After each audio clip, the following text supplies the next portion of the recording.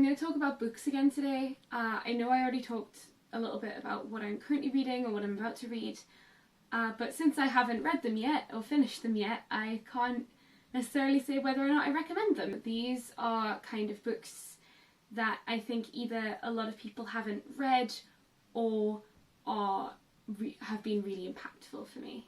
So the first thing I want to talk about is The Book Thief. I feel like a lot of people have heard of this book but see how thick it is and are intimidated or just don't read it because they don't think historical fiction is for them. I read almost exclusively sci-fi and fantasy fiction, but this may well be my favourite book of all time. It's got just enough like paranormal fantasy elements to keep me engaged, but it's also really grounded in real life. I mean, it tackles grief, it tackles responsibility, it tackles, you know, familial relationships and found family and culture, and it has genuinely affected me as a person. I genuinely think this should be mandatory reading for every teenager. I wrote an essay on the way it's narrated for my A-level English literature. Like, I fought to be able to write on this because technically it's a children's book, but Markus Zusak gifted this book to the world. This book is a gift. Read it. Another book that makes it to the top of my list, and something slightly less well known I think, is Becky Chambers' The Long Way to a Small Angry Planet and the rest of the Wayfarers series. I think I've lent this book out to 3 or 4 different people now.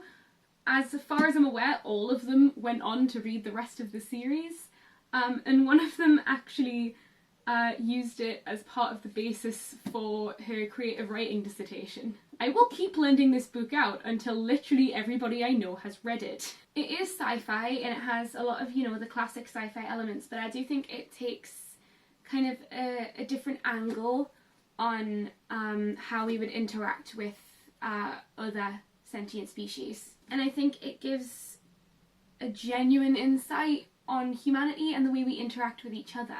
It tackles some really important LGBT issues. Becky Chambers actually uses alien species to challenge the way we think of binary genders, of gender roles, of biological sex even.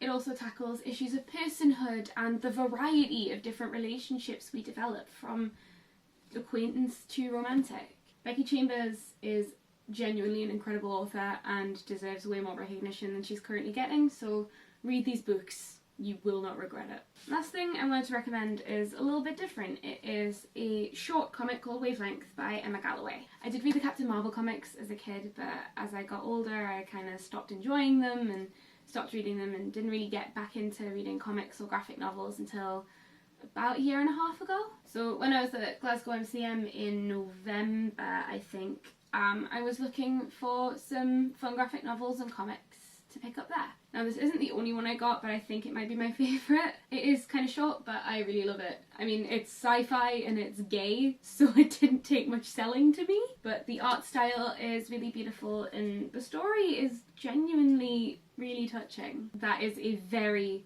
very pared down list of things that I wanted to talk about. I mean, yesterday's video was pretty long, so I've been trying to keep this one fairly short. This one.